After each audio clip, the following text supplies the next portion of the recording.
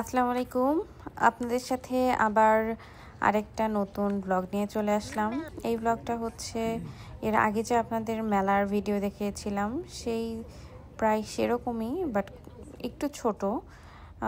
কারণ ওই মেলাটা ছিল বিশাল বড়, বাট এই মেলাটা ভালোই ছোট। ক্যানাডাতে এই সামার চলে আসার পরপরই এরকম মেলার মতো অনুষ্ঠান হয়। এখানে সব হ্যান্ডমেডের জিনিসপত্র নিয়ে বসে। এইটা ছিল হচ্ছে রুম ডেকোরেশনের আইটেম। এইটার প্রাইস ছিল $180। এগুলো সুন্দর ছিল, কিন্তু দাম প্রচুর বেশি।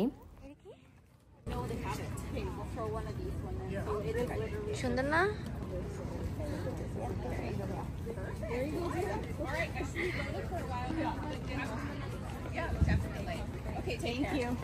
এই স্টলটাতে হ্যান্ডমেড রুমাল ছিল। ভালোই, অনেক মানুষই এসেছে, কারণ এখানে তো ইভেন্ট সেরকম পাওয়া যায় না। এখানে হচ্ছে সব পেইন্টিং এখানকার মানুষ খুবই পছন্দ করে। বিভিন্ন রকমের ইভেন্ট হলে এখান থেকে পেইন্টিং কিনে নিয়ে যায়। সব হচ্ছে জুট দিয়ে বানানো, আমাদের দেশে যেগুলো বানায়। এগুলো হচ্ছে $15।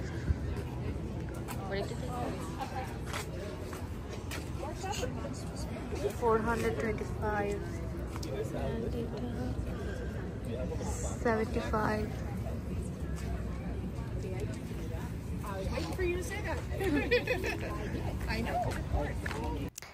আর এখানে ছিল সব মেটাল দিয়ে বানানো ফ্লাওয়ারগুলো দেখতে খুবই সুন্দর ছিল। এগুলোর প্রায় $10 থেকে $15 মতো ছিল। আর এই দিকে ছিল হচ্ছে সব জামা কাপড়ের দোকান। এখানে এই প্রথম সামারে দেখলাম যে এখানে ড্রেস নিয়েও অনেক দোকান বসে।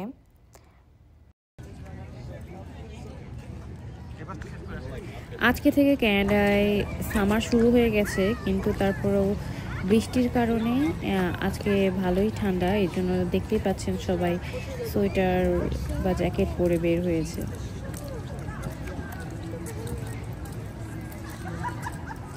New dance Harijan story tent.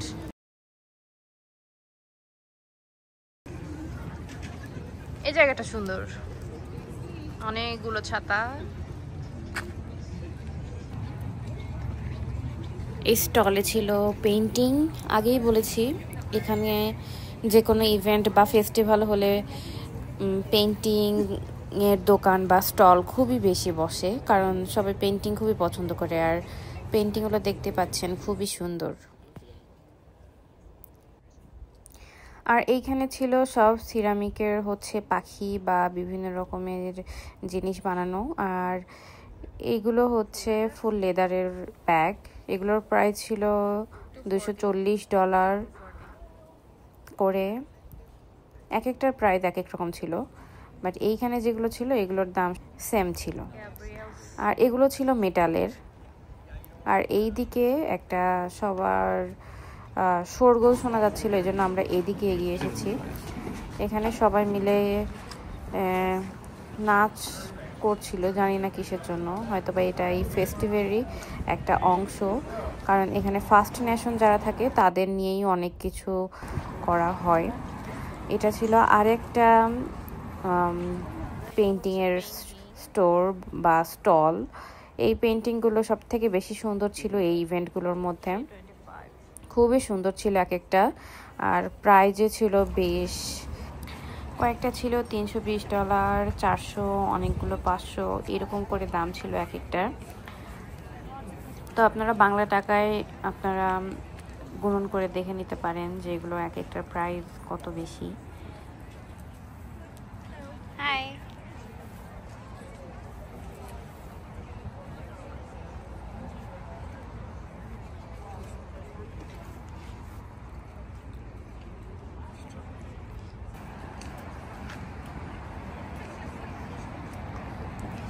এদিক দিয়েও ছিল আরও কয়েকটা স্টল আর খাবারের দোকান। তো আমরা সামনে আগাচ্ছিলাম এগুলো দেখতে দেখতে। যেহেতু এখানে উইন্টার টাইমটা খুবই বেশি, এই জন্য দেখা যায় যে কোনো ছোট ছোট ইভেন্ট হলেও মানুষ সেখানে যাওয়ার চেষ্টা করে, কারণ এই 2টা বা 3টা মাসের জন্যই মানুষ আসলে বাইরে একটু যায়। এইখানে ছিল অনেকগুলো প্ল্যান্ট, এমন এমন প্ল্যান্ট ছিল যেগুলো আসলে আমাদের মানে খুবই অচেনা। একটা প্ল্যান্টের নাম ছিল যেটা ছিল হচ্ছে লিপস্টিক প্ল্যান্ট, আরও কিছু এই টাইপের প্ল্যান্ট ছিল যে দেখতেই পাচ্ছেন ভিডিওতে। তো এই ছিল, আমি দেখানোর চেষ্টা করেছি যে ক্যানাডাতে কীরকম মেলাগুলো হয় সেটা আপনাদের সাথে তুলে ধরার চেষ্টা করেছি। এর আগের ভিডিওতেও দেখিয়েছি, এই ভিডিওতেও প্রায় সেমই। এগুলো হ্যান্ডমেডের সব জিনিসপত্র। এই জিনিসটা খুবই ভালো লেগেছিল আমার, কারণ আমাদের বাংলাদেশে যেগুলো হ্যান্ড পেইন্টিং করা হয় সেই টাইপের জিনিস।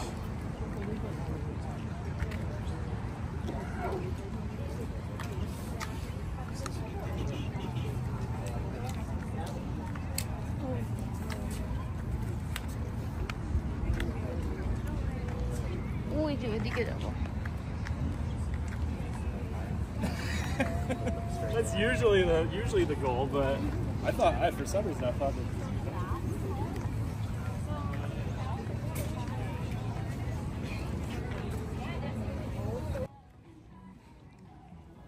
আর এইখান দিয়ে ছিল খাবারের ট্রাক, বিভিন্ন রকমের খাবারের ট্রাক।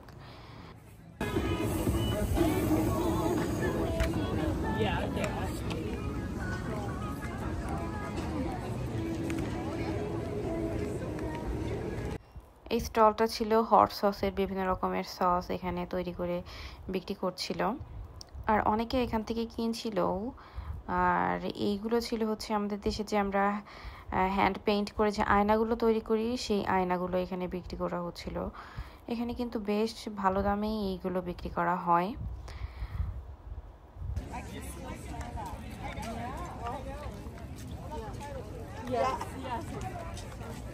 এই জায়গায় ব্রেসলেট এগুলো সব হ্যান্ডমেড, সবকিছু হ্যান্ডমেড। সেটাই তো। আর এই স্টলে ক্যানাডিয়ান মধু সেল হচ্ছিল। তো আমি আপনাদের সবটুকু দেখানোর চেষ্টা করেছি। তো এই ছিল আজকের মতো, আগামীতে আবার দেখা হবে। আল্লাহ হাফেজ।